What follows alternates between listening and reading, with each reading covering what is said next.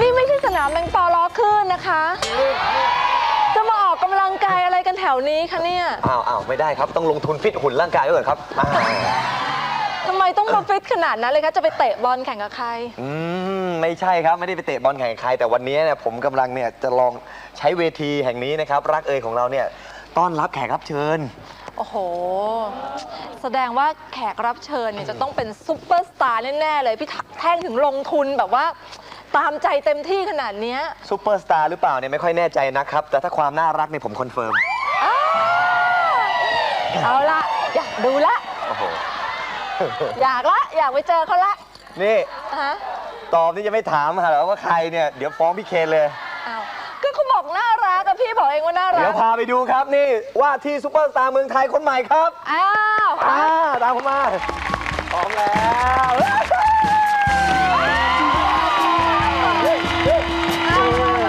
สวัสดีครับก่อน ขอเสียงหน่อยดิ แนะนำตัวก่อนไหมครับนั่งเดี๋ยวโอ้โหมีปิดหูกรี๊ดดังมากค่ะแนะนำตัวก่อนครับชื่ออะไรครับ อีตัน อีตา อุณหภูมิ แล้วคนนี้ล่ะครับ มากจำชื่อตัวเองได้ด้วย แพลงก์ต้น แพลงก์ต้น แล้วคนนี้ชื่ออะไรครับ คนนี้ชื่ออะไรครับ พี่หน่อย เย้ แล้วคนนั้นชื่ออะไรครับ พี่แท่ง เราเตรียมกันมาเป็นอย่างดีเลยตบมือกับ ฝรั่งมากกินมีไฟ แพลงก์ต้นและอีตันแพลงก์ต้นมีแฟนหรือยังครับ มีแล้ว เอาแล้ว แฉพี่ชาย แฉแล้ว มาดูสาวปิดเป็นความลับ เราจะถามอีกทีนึง คุณแม่ชื่ออะไรครับ ของแม่เหมียว คุณแม่หมิว มิวไหนครับมิวไหนลูก รักลิตาสักดิ์สิทธิ์ประภา เย้เก่งจังเล เปิด ย ตัวแล้วนะฮะ พี่แท่งระวังนะเป็นรักลูกเข้ามาเนี่ย ทำไมครับ คุณแม่คุณพ่อเขารู้หรือเปล่าเนี่ย คุณพ่อเขาดุนะเป็นตำรวจนะคะ จริงเหรอคุณพ่อตำรวจเหรอ ใช่ไหม ใช่ด้วย เป็นตำรวจนะมา ผ จับ ม พี่นะ ไม่มีอะไรนะครับ ผมแค่รับจ้างครับ แต่นี่จ้างวานครับ เอาละพี่แท่งโยนกันเห็นเลย ป้าหน่อยนะป้าหน่อยนะป้าหน่อยจ้างใช่ไหม คนนี้ ว้าว เดี๋ยวไปชวนแม่หมิวมาเคลียร์ก่อนดีกว่า ไป หาแม่หมิว ไป เล เลย ย ไปรับแม่หมิวมาดิ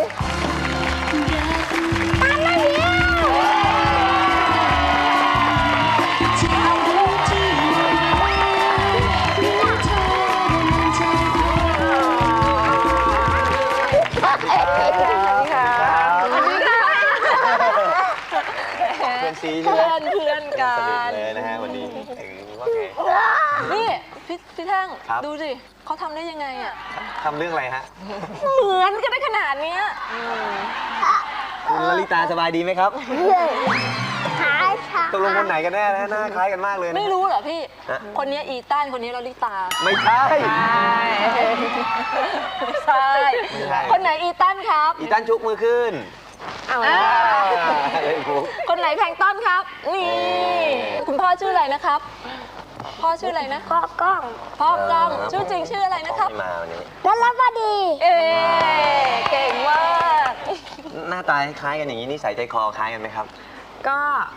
ถ้าดูตอนนี้ก็คล้ายๆกันเหมือนกันค่ะ เหรอฮะ ค่ะก็กลัวๆอยู่นี่เหมือนกันนิสัยเหมือนแม่น่าสงสาร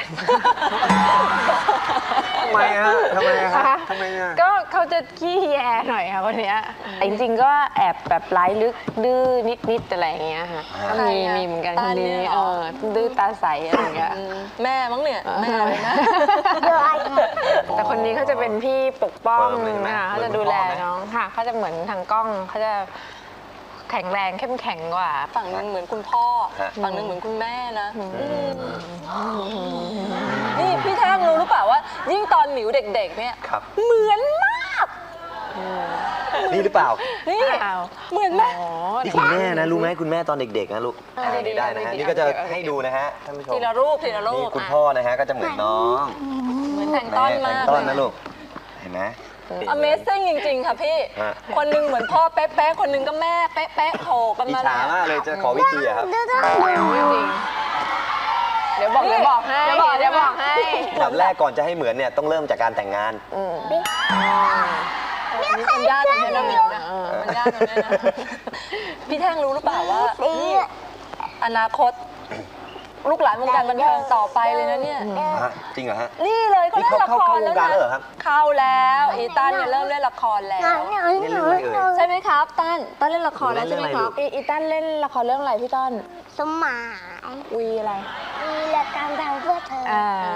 ใช่ ละครเรื่องใหม่นะฮะของคุณหมิวแสดงนำนะครับแล้ว ไม่ แล้ว ก่อนแม่เรื่อง เรื่องอะไร เรื่ ค อ รั ง บ สาวกลัวฝน นี่ต้นจำได้ทุกเรื่องเลยนะ ตัวฝน ติดตาม แล้วสมหมายคืออะไรครับคุณหมิว ค่ะเป็นชื่อของเขาค่ะในเรื่องมีชื่อสมชาย ครับ แล้วก็มีลูกชื่อสมหมายนะคะแล้วคนนี้ก็ชื่อสมหมาย คนนี้ชื่ออะไรสมหมาย สมหมายวันนั้นเล่นยังไงนะครับ สมหมาย แล้วสมหมายตอบว่าอะไรครับ วันนั้นบอกสมหมายอยู่ไหน สมหมายตอบว่าอะไรลูก สมหมายอะไรครับ ได้แค่นี้แหละ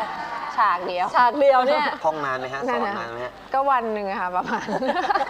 สอนเนี่ยมาจากบ้านเลย ท่านก็คงอยาก นี่ อยาก ไป จะ ช ดู ม ลีลา ไปชม ลีลาการแสดงละครครั้งแรกในชีวิตนะครับ ของอี ของ ตัน น้องอีต้านนะไปดูกันนะครับ ชมเลยค่ะ เล่นละครเห็นไหม นู่นใครอ่ะ สมหมายอยู่แล้วครับ สมัยนี้ครับ งงเลยหัวเราะ เอาเสื้อหลุด นี่แม่ยก อันนี้คุณยายที่บอกว่าดุๆใช่ไหมลูกคนนี้ใช่ไหม จะเอาของเล่นมาให้อีกนะ อันนี้คุณ อันนี้ผู้จัดการ ผู้จัดการ เมื่อกี้พี่แดงแม่ยกเปียดัน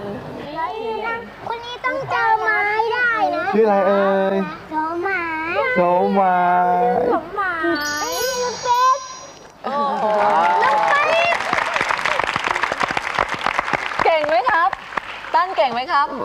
เก่ง ไม่แล้ว ต้องกัด คน นิ้ นี้ ว เล่น ก้อยนะ คนนี้เขาอยากเป็นทหาร นี่อยากเหมือนปู่ อยากเหมือนปู่ แล้วทางนี้เขาสนใจอยากเป็นอะไรฮะ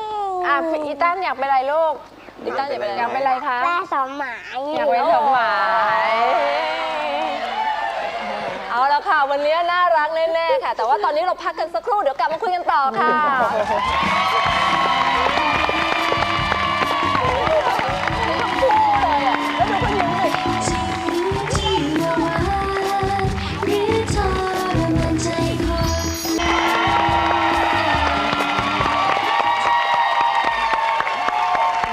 เดี๋ยวผมขออนุญาตถามเรื่องพาน้องเข้าวงการ เพราะปกติเนี่ยเวลาคุณแม่ที่เป็นนักแสดงเนี่ยมีน้องซึ่งยังเล็กอยู่เนี่ยจะห่วงและกังวลเพราะว่าต้องสู้กับแดดสู้กับไฟอะไรเงี้ยแต่แล้วทำไมคุณหมิวถึงตัดสินใจแบบว่าอยากให้เขาลองแสดงดูครับ ค่ะ เรื่องนี้พอดีพี่แดงธัญญานะคะเป็น ครับ ผู้ชักจูง เป็นเจดันค่ะเป็นชักน ฮะ ำ เข้าสู่วงการ เข้าสู่วงการ ซึ่งตอนแรกก็ไม่แน่ใจเหมือนกัน คือไม่ได้กลัวถึงความยากลำบากอะไรตรงนั้น อ่า นะ ฮะ เพราะว่าแม่ก็เล่นเป็นนักแสดงมาเก่าแก่ แล้ว ครับ หมิวก็เล่นมาตลอดนะ อืม แต่เพียงแต่อย่างหนึ่งว่าเขายังไม่3 ขวบแล้วเขาจะเล่นได้หรือเปล่าตอนแรกที่กลัว ครับ นั่น แค่ เอง กังวลว่าจะเล่นได้ ว่าจะเล่นได้หรือเปล่ากลัวเดี๋ยวเล่นไม่ได้อะไรเงี้ยเพราะว่ายังจำบทอะไรยังไม่ได้ แต่พอดีว่า2 ฉากสั้นๆเนี่ย2-3 ฉากพูดเล็กสั้นๆนิดเดียว แต่สั้นๆ ก็ได้ข่าวว่าหลอกล่อกันน่าดู ก็กว่า ใช่ไหม จะเป็นชื่อสมหมายเพราะเขาชื่ออีตัน ใช่ นะเรื่องอะไรวันนี้ ใช่ จะให้เขามาเปลี่ยนเป็นชื่อสมหมายอะไร แล้ว เงี้ย ทำยังไงหนูทำไง ก็เนี่ยพี่แดงกับคุณแม่เนี่ยก็ช่วยกัน เห็นบอกว่าต้องมีการซ้อมว่าแบบไม่ใช่ชื่อวันนี้ต้องเป็นสมหมายนะลูกวันนี้เป็นสมหมาย ใช่ เรียกเขาสมหมายทั้งวันเลย เรียกสมหมายทั้งวันเลย เพราะว่าตอนแรกอะสมหมายสมหมายยกมือขึ้นวันนี้หนูชื่ออะไรอีตันครับ สมหมายยกมือขึ้นวันนี้หนูชื่ออะไรอีตันครับ แต่ว่าไม่ใช่แค่อีตันนะคะพี่แท่ง ครับ แพลงก์ต้นเนี่ยเขาก็หล่อและเท่มากในโฆษณาอันนี้นเขาก็ยอมเล่น แต่ต้นเขาจะต้องอาจจะมีอะไรหลอกล่อหน่อยนึงอย่างเงี้ยเพราะถ้าอยู่ดีๆเล่นเลยเขาต้องแล้วแต่อารมณ์เขาบางทีเขาก็ยอมทำบางทีเขาก็ไม่ยอมทำอะต้นอะนะที่มาวันนี้นี่เพราะที่อยู่ในปากมันอะแค่นั้นอะ อารมณ์ดีเลยนะ ลูกไม่ใช่ลูกอม ลูกอมนั่นน่ะอารมณ์ดี ปกติ เลย อยู่ นะ บ้านคุณยายไม่ให้อมอะ อ๋อนี่น่าชอบออกนอกบ้านก็ได้อมลูกอมนี่ คือ เอง ถ้าทำงานแล้วก็จะมีขนมให้อ่า ดีไหมแต่เนี่ยลูกมาทำงาน คุณยายต้องนั่งประกบนะคะเห็นไหมประกบ นี่คุณยายมาด้วยนะ ซึ่งคุณหมิวกับคุณแม่เนี่ยก็จะแบบปกติไปไหนด้วยกันตลอด ใช่ ติดตลอดเลยนะฮะ แล้ว จน อย่างนี้ ดูไม่ออกว่าใครติดใครแล้ว มันขาดกันไม่ได้แล้วมั้งคะ ครับ ตอนเด็กๆ แม่ไปถ่ายละครหนู ครั ก็ บ ตามคุณแม่ไป อ๋อ ไปด้วยกันอย่างนั้นน่ะเพราะก็มีแม่ ครับ กับหมิวตั้งแต่เด็กๆ แล้วก็ เขาทุ่มเทกับหมิวมากมาตลอด ดูแลทุกอย่างในเรื่องรายละเอียด ซึ่งตั้งแต่เล็กจนโตจนโตมาเรามีครอบครัวแม่ก็ยังมาดูแลลูกให้อีกอย่างเงี้ยเราก็มีความผูกพันกัน แล้ววิธีการเลี้ยงลูกล่ะหมิวเนี่ยเอาวิธีการเลี้ยงลูกของตัวเองกับเวลาที่แม่เลี้ยงเราเนี่ย เอามาผสมกันนะเพราะว่าหมิวก็อย่างของแม่เนี่ยเขาจะดุมากตอนเด็กๆเนี่ยหมิวจะกลัวแม่มากเลยฉะนั้นไอ้ความกลัวตรงนั้นหมิวก็ไม่กล้าที่จะมาถ่ายทอดให้กับลูกแบบนั้นเพราะกลัวลูกจะกลัวเราแบบนั้นเพราะหมิวกลัวแม่มากแม่ดุไงแต่ทีนี้บางทีเนี่ยพูดด้วยแค่เหตุผลเนี่ยเด็กไม่เข้าใจก็ต้องมีการลงโทษก็ต้องดุแบบที่แม่เป็นเหมือนกันฉะนั้นบางทีก็เป็นอย่างที่แม่เป็นก็คือดุลูกเหมือนอย่างที่แม่เคยดุแล้วก็ตีทำโทษเหมือนกัน ก็คือมาผสมกัน กำลังจะบอกว่าหลายเรื่องเนี่ยเพิ่งจะมาเข้าใจป่ะฮะ ค่ะก็ใช่ เพิ่งจะมาแบบโอ้โห เข้าใจว่าตลอดเวลาที่แม่ดุที่แม่ว่าหรือเวลาที่เราดื้อหรือไม่ทำเนี่ยจริงๆจุดประสงค์คือจุดประสงค์ดีทั้งนั้นคือหวังดีทั้งนั้นไงแต่บางทีตอนเด็กๆเราอาจจะคิดว่าทำไมต้องทุกเรื่องต้องจู้จี้จุกจิกทุกเรื่องแต่จริงๆแล้วด้วยความหวังดีของแม่เนี่ยก็อยากให้เราได้ดี เราถึงจะมารู้ตอนที่เรามีลูกของเราเองเนี่ยแล้วบางทีลูกเถียงหรือลูกไม่ทำหรือลูกไม่เข้าใจเรากรรมตามสนองแล้ว ยากไหมเลี้ยงลูก2 คนเนี่ย หมิวโชคดีหมิวมีแม่ไงหมิวมีคุณยายใช่ไหมที่คอยช่วยก็มีคุณปู่คุณย่าแล้วก็มีเนี่ยพี่ๆเพื่อนๆเนี่ยคอยมาดูลูกให้ตลอดเลยอ่ะก็เลยรู้สึกว่าตัวเองมีคนช่วยเยอะแยะเลยก็ไม่ได้เหนื่อยหรือว่าไม่ได้ลำบากอะไรแค่ไหนค่ะ เฮ้ยแล้วพูดถึงคุณยายแล้วคุณพี่ตำรวจผมล่ะครับแกสบายดีแล้วช่วยดูแล ค่ะช่วยค่ะก็ทำงาน เขามุมไหนบ้างฮะเวลาที่คุณพ่อมีความสัมพันธ์กับคุณลูกเขาจะดู เขาจะเป็น ตรงช่วงไหนฮะ เล่นหน้าที่เล่นหมิวเนี่ย อ๋อ จะเล่นกับเด็กไม่ค่อยเก่งเท่าไหร่แต่กล้อง แผนก entertain คุณก้อง ค่ะเขาจะผัดโผนจะพาลูกเล่นพาลูกลุยอะไรเงี้ย ครับ ลูกก็ชอบเพราะลูกผู้ชายด้วยไง เนี่ย ก็เนี่ยโยนผัดโผนกระโดดจากที่สูงหวัดเสียวตีลัง เห็น กา เมื่อกี้นี้ อะไร แพ อน ย่าง ต้ เงี้ น ย บอกว่าจะพาไปเรียนยิงปืนอีก อะไรอย่างเงี้ยอยาก พวกกายกรรมกวางเจาทั้งหลายนี่คุณพ่อดูแลหมด ค่ะก็กะว่าอีกหน่อยไม่แน่อาจจะส่งไปเมืองจีน ไม่ใช่ นี่แล้วเขากลัวใครมากกว่ากันระหว่างหมิวกับก้อง โอ้โหยายสิ นะยายสิสุดเลย คุณยายเขาจะเป็นเจ้าระเบียบหน่อยเขาจะ อ่าน นอนต้องนอน20:30อะไรอย่างเงี้ยห้ามทานช็อกโกแลตลูกอมฟันผุอะไรอย่างเงี้ยเขาจะ ก็เลยบอกว่า ดูแล คุณยายดุสุดละ ก็มีคุณยายมาช่วย ดีนะ คอยจัดระเบียบสังคมให้ แล้วแต่งงานกันมาชีวิตแต่งงาน 5 ปีเป็นไงบ้างครับ มีวิธีถนอมความรักยังไงบ้างเอ่ย ก็ต้องคอยดูแลแล้วก็คอยสังเกตซึ่งกันและกันอะว่า ดูแล ว่าเป็นยังไงค่ะ แต่หมิวรู้เปล่าว่าคู่ที่เขาดูแลกันเนี่ยนั่นน่ะ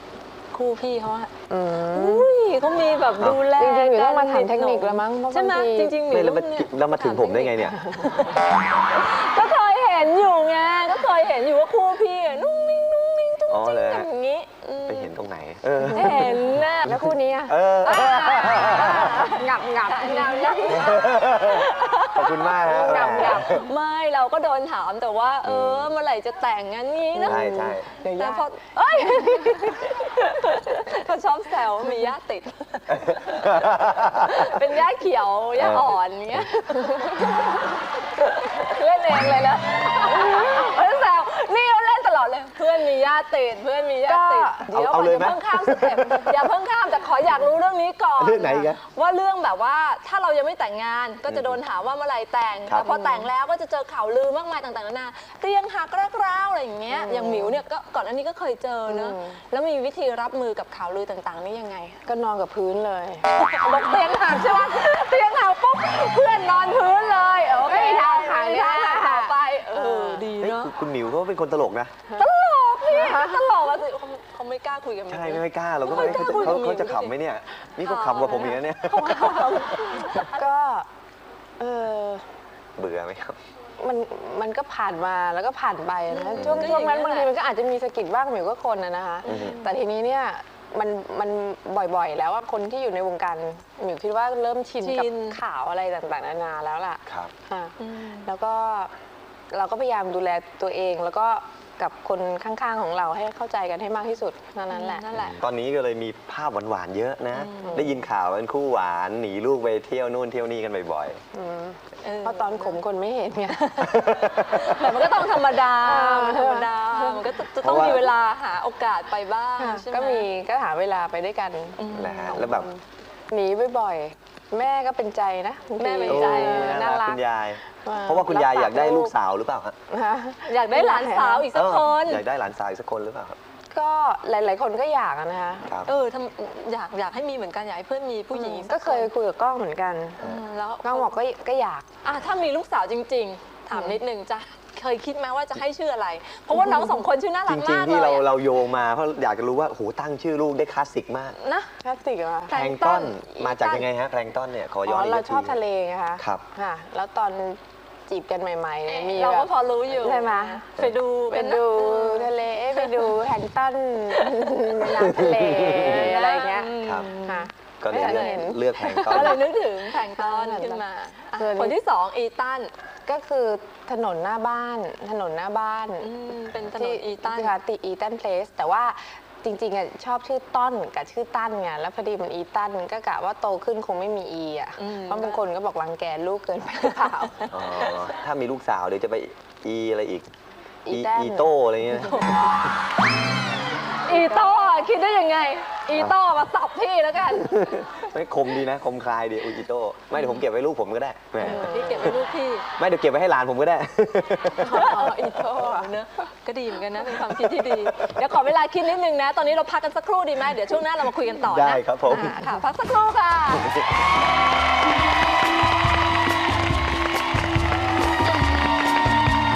จริงหรือที่ว่าหวานเนื้อทรมานใจคน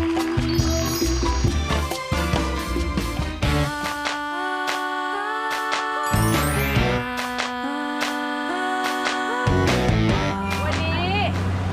เราก็อยู่กันที่ตรงท้องสนามหลวงนะคะ วันนี้จะพาลูกมาเที่ยว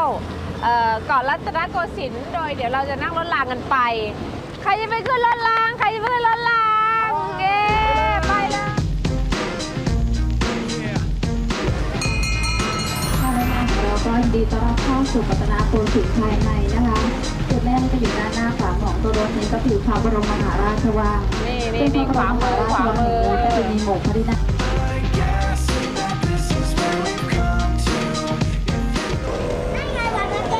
ว้าวอีกทีนึงนะคะวันนี้นะคะ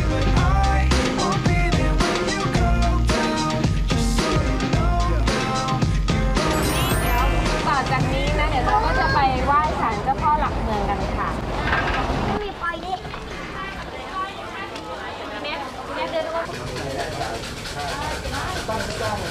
นะโมตัสสะภะคะวะโตอะระหะโตสัมมาสัมพุทธัสสะ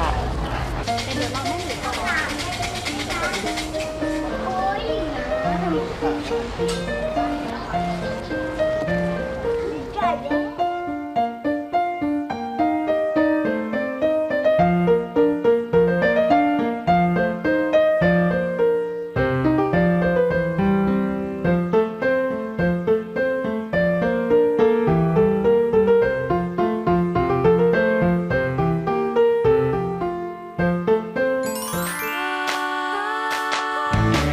พี่ครับเรือ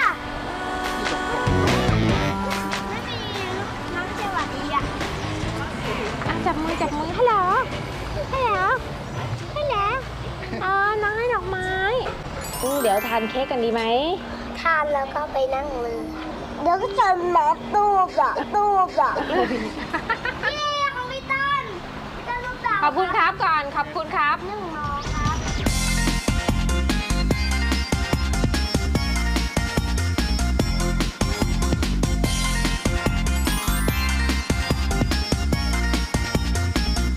เจ้าตัวนี้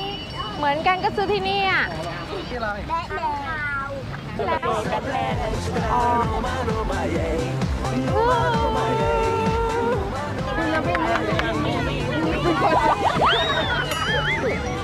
เฮ้ยดิอ้าวดึงนู่นไปแล้ว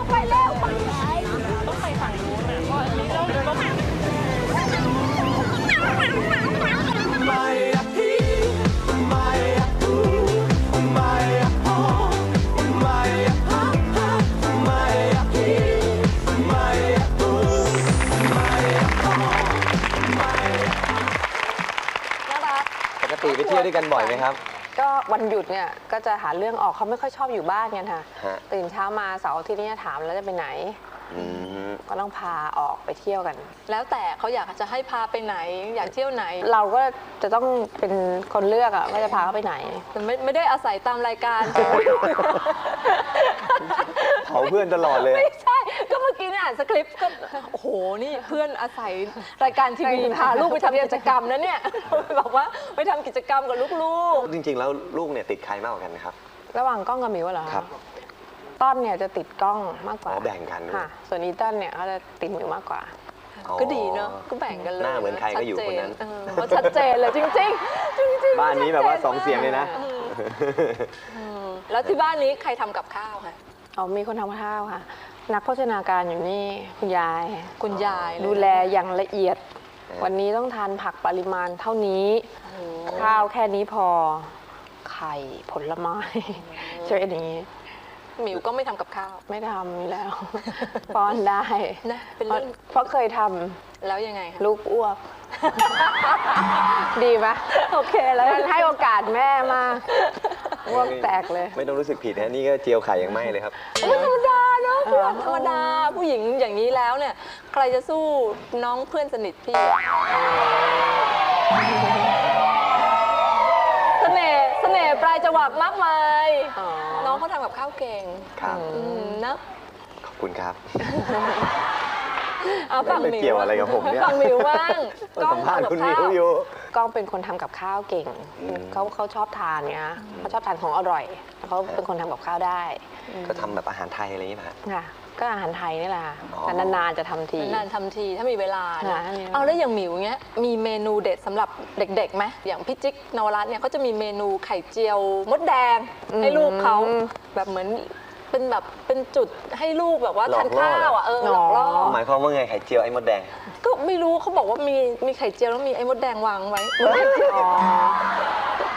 ลูกไม่ติดคอเหรอ ไม่รู้นั่นคืออ่านมา เอาไอ้ตุ๊กตามดแดงอะลงไปในเจียวในไข่อะเหรอ ไม่ใช่คือแบบเจียวเสร็จแล้ว ประดับ วาง จะได้ ประดับ สนใจ ป อะไร ระ อ ดับ ย่างนั้น จะได้ ใช่ ส ไหม นใจ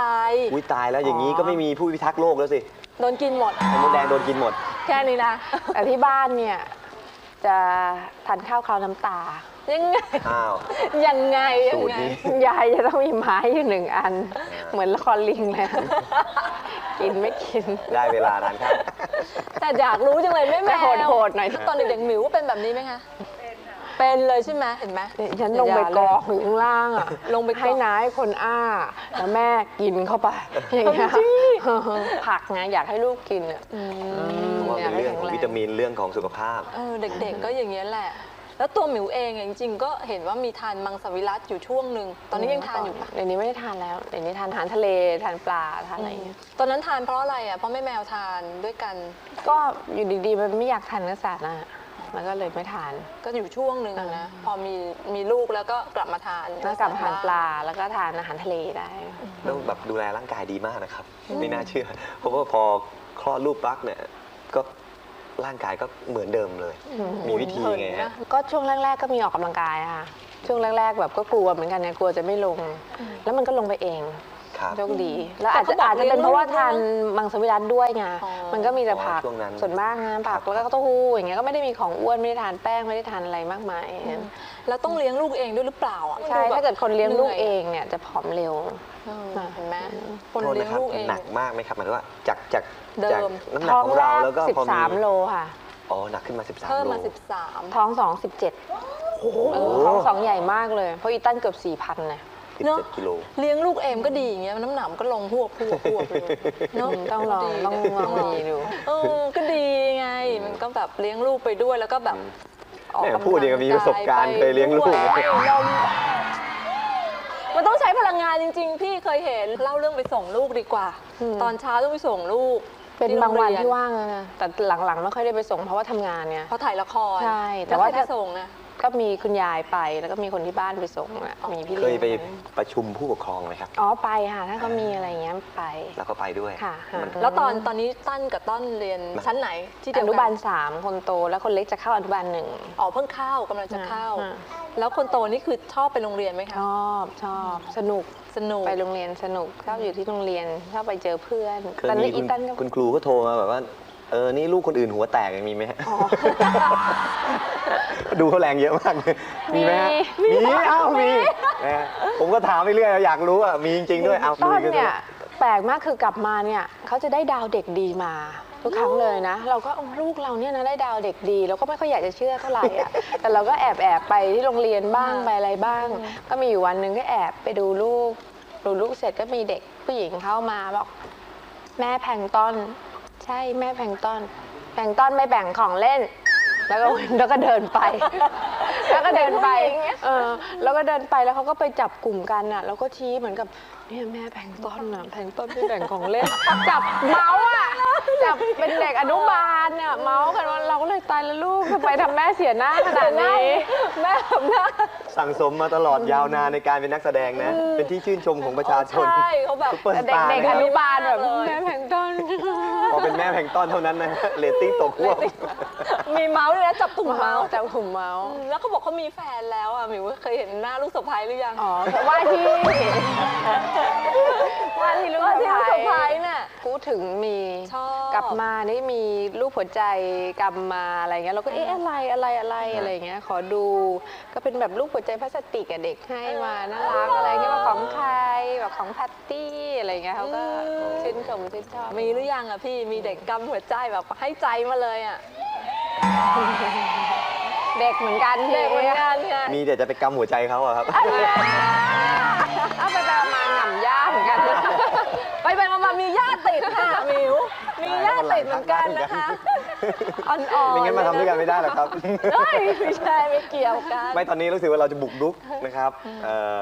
รักครอบครัวเยอะไปละนะฮะก็ได้รู้เรื่องราวลึกๆน่ารักหลายเรื่องนะครับ แต่เดี๋ยวเราไปบุกรุกตามครัวต่างๆ ว่าทำไมเขาถึงแบบมีหมิวและลิตาเนี่ยอยู่ในหัวใจเขาทุกครัวเรือนเลย ได้ครับผม เดี๋ยวตอนนี้เราพักกันสักครู่ค่ะ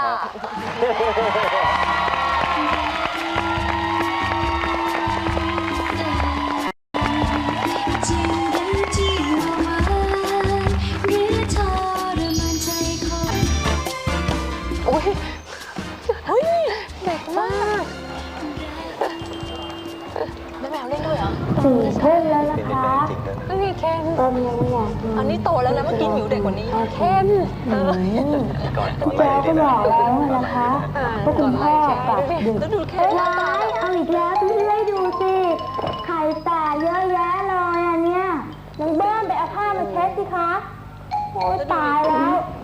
เค้กยังไม่ทันเสร็จเลยและเค้กมันหมดแล้ว มีคุ้นหลายคนเลยค่ะพี่ คนแรกใครครับ หมิวค่ะโหชัดเจน คน เลย เสื้อแดงนะไอคนที่บอกไปเอาผ้ามาเช็ดแล้ว ก้มหน้างุดเลยนะ ไม่หรอกผมเคยคารวะว่าคุณเคนเนี่ยเข้าวงการมาตั้งนานแล้ว คือไล่อายุงานแล้วเนี่ยเป็นรุ่นพี่เราอีกนะฮะแม่เห็นเจอคุณหมิวอีกเอ้า เห็นแบบมีผมมาเนี่ยอายุเท่าไหร่อ่ะ ตอนนั้นเหรอโอ้โหหกพี่น้องนั้นน่าจะ12อะไรเงี้ยได้ไหม ตอนม้าเลยนะเมื่อกี้ เมื่อกี้ ช็อตแรก น่าจะ อะ ประ เหร มา อ ณ12 ละครเรื่องหกพี่น้อง อันนั้น6พี่น้องค่ะที่เล่นกับเคสนะจริงๆอะเล่น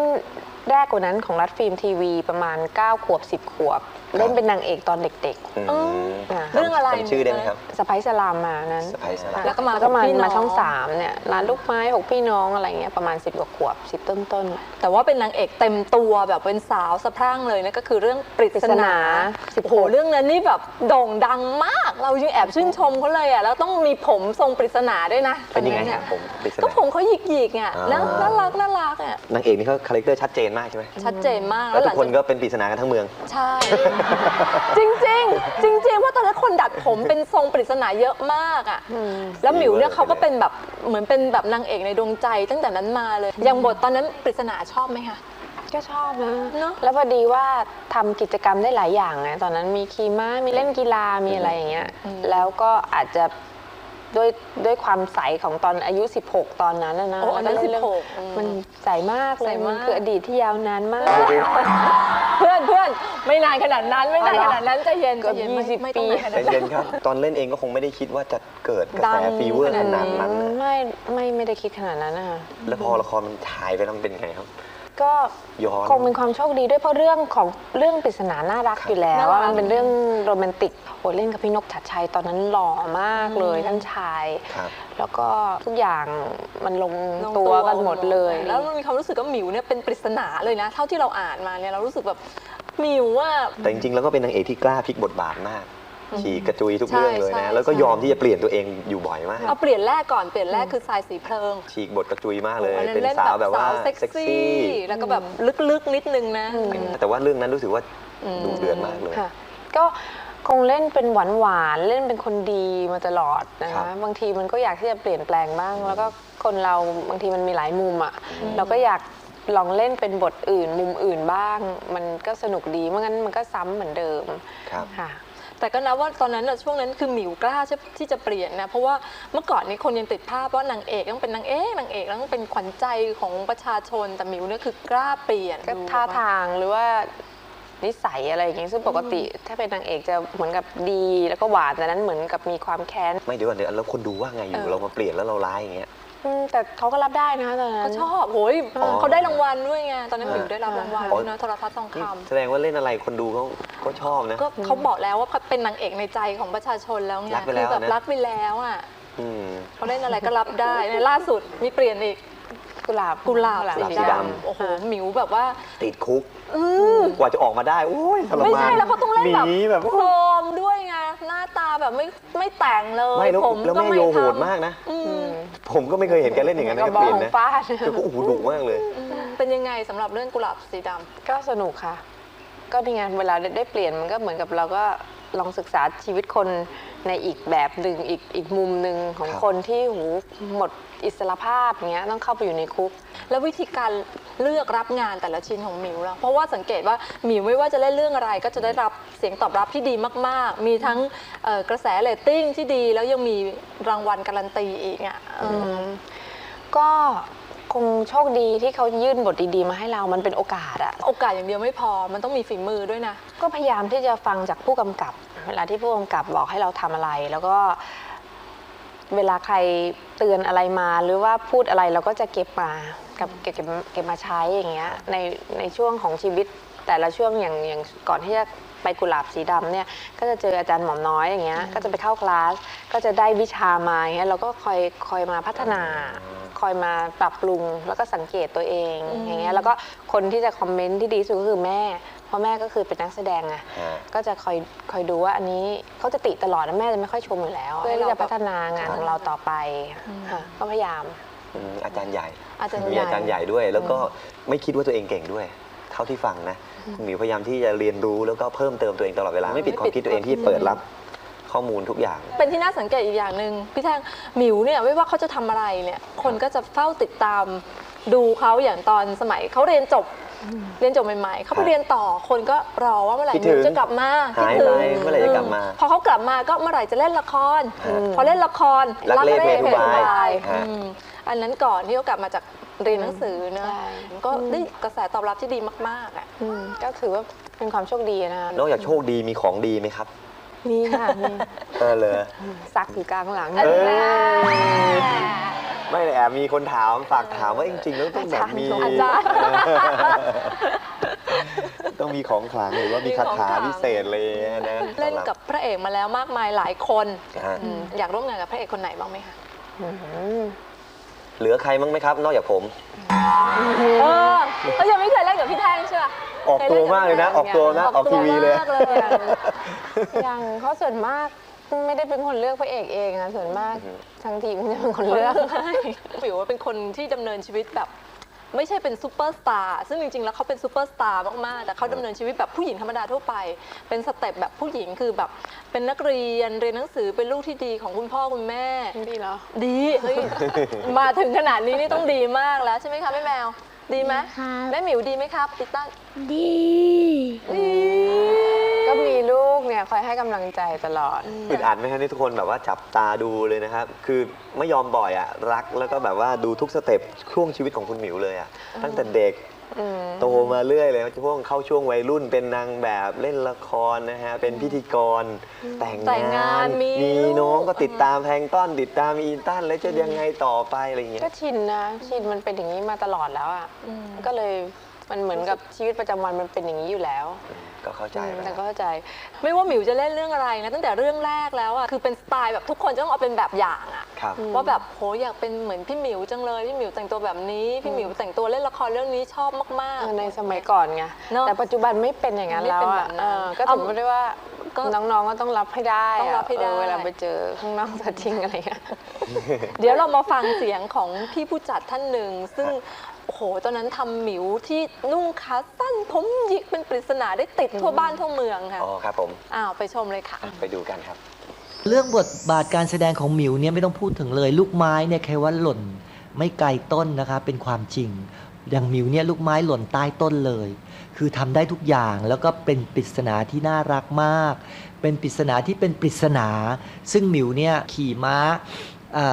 เต้นรำเล่นเปียโนต่างๆ นานาเนี่ยมันมีอยู่ในตัวหมิว ซึ่งในยุคนั้นเนี่ยมันคือตัวปริศนาที่เรากำลังหาอยู่พอดีหมิวมีใจเต็ม100%สำหรับงานที่หมิวรับงานทุกงาน เพราะฉะนั้นหมิวเป็นนางเอกยอดนิยมเป็นนางเอกอมตะของพี่และของคนดูตลอดไปจ้ะเร็วๆเนี้ยเราได้คิวหมิวมาแล้วคงได้เจอกันใช่ไหมจ๊ะลลิตา อย่าลืมนะ เตรียมเรื่องเอาไว้แล้ว ก็เป็นผู้จัดที่อมตะเช่นกันนะฮะไม่แพ้กันเลยนะครับแล้วละครล่าสุดที่คุณหมิวเล่นไว้ วีรกรรมทำเพื่อเธอค่ะ นะครับ เป็นยังไงบ้างคะเรื่องนี้ สนุกค่ะก็เป็นแอคชั่นไม่เคยแบบวิ่งหนีกระสุนได้ขนาดนี้แต่ก็สนุกดี แต่แบบไม่ใช่แอคชั่นปกติมันเป็นแอคชั่นคอมเมดี้ โอ้ยไม่ปกติหรอกครับถ้าพี่ออฟทำอ่ะ เจอมาแล้วนี่ เคยเล่นถึงเรื่อง เจอกันมาแล้วนี่ สุดยอดครับ ถูกใจไหมหมิ ถู ว กใจดีมีความสุขดีแล้วก็ ฮะ เวลาไปทำงานกลับมาก็เอาท่าทางในนั้นนะเอามาหลอกลูกได้อะไรเงี้ยลูกก็ชอบ ชอบ ก็ขอบคุณมากนะครับ แล้วก็ขอให้ละครเรื่องนี้ฮอตฮิตอีกเช่นเคยนะครับ คุณหมิวครับผม ขอบคุณค่ะ ขอบคุณมากนะครับ แล้วก็ขอบคุณนะคะ ขอบคุณทาง อ้าว ต้น สองคนข้างล่าง ขอบคุณแม่แมวด้วยนะคะแม่แมวพาหลานมาคุณยายพาหลาน แม่หมิว ใครนะพี่น่าจะดูนี่ ไอ้มดแดงมดดอง อ๋อนี่เขา มดแดง เขารีเควสเลยนะเขาอยากออกตอนจบด้วย จบนะฮะลาค่ำคืนนี้รักเอ่ยด้วยกันนะครับ วันนี้มีคำคมอะไรไหม ก็เราอาจจะเป็นแค่ใครคนหนึ่งบนโลกนี้ แต่วันหนึ่งเราอาจจะเป็นโลกทั้งใบของใครบางคนครับ โอ้วันนี้ ขอให้นอนหลับฝันดีนะครับสำหรับพลพรรครักเอ่ยนะครับ ค่ะ นะฮะพวกเราไปก่อนนะครับ แล้วพุธหน้าเจอกันครับ ราตรีสวัสดิ์ครับ บ๊ายบายก่อนแล้วบ๊ายบาย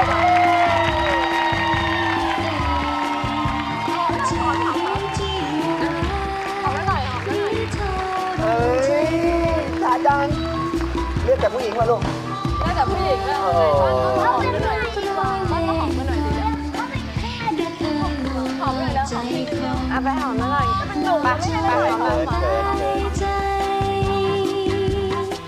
รักนี้มีสุขทุกข์เข้าไป ใครยังถึงเจ้าได้ คงไม่ช้ำหรือดี รักรักที่ปรารถนา รับมาประดับชีวิต